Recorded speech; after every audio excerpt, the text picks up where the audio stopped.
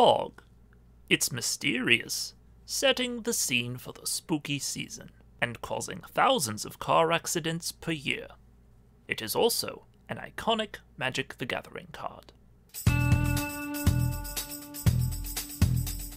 Fog has been around since Alpha, the very first Magic set, though it was a bit wordier than it is today. It is so iconic that all other cards with similar effects are referred to as fogs. There are various types of fogs. Some prevent all combat damage, some prevent damage to creatures, some prevent damage dealt by specific creatures, some prevent damage to players, and some prevent damage to you specifically. Fogs began in green, then took a detour to black, red, blue, artifacts, and white, but eventually came back to green. The basic effect every fog has is to prevent combat damage for one turn.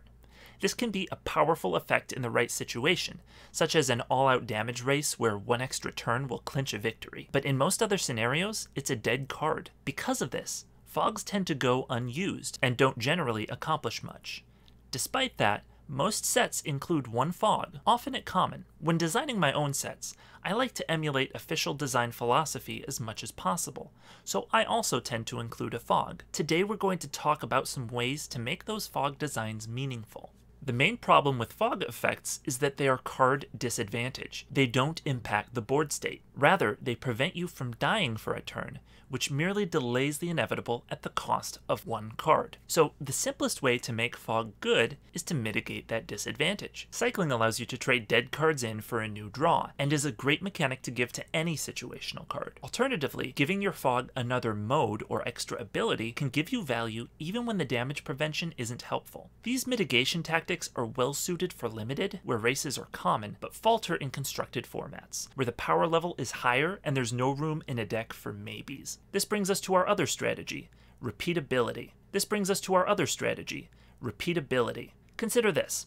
If you can cast a fog every single turn, you can't lose to most decks. So constructed decks that use fogs tend to employ this strategy, referred to as turbo fog. These decks need to have access to fog every single turn, so there are a couple ways you can help them out in this regard. First, you can give the fog itself a mechanic that lets you play it more than once. For example, constant mists can fog forever if you have enough lands to sacrifice. The second thing these decks want is a way to draw extra cards every turn. These tend to be at rare. Here's the best part. It's okay if these cards let your opponent draw as well. Turbo fog players don't care how many cards their opponents have, because what are they actually drawing? Most constructed decks consist primarily of lands, creatures, and removal. Well, lands are only a means to play their spells, creatures don't do much if you're playing fog every turn, and removal is dead against a deck with no creatures. So, if you'd like to support a turbo fog strategy in your constructed environment, maybe include a card like this to ensure they always have fogs to burn. The final thing these decks need is a win condition.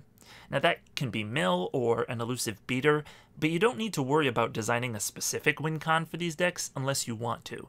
They'll find something that works. Repeatability can also work in limited if you have a card that combos with your fog. For example, Eternal Masters included both Fog and Isochron Scepter, which is a 2-card game-winning combo, assuming your opponent has no answers. This is very powerful, so you should only do this in a high-powered set, or if there are abundant answers available to keep your combo from being an auto win. Also, it's a good idea to put one of the combo pieces at rare or mythic rare so it doesn't happen all the time. Another example of a 2-card combo is Spore Frog in a Muldrotha EDH deck.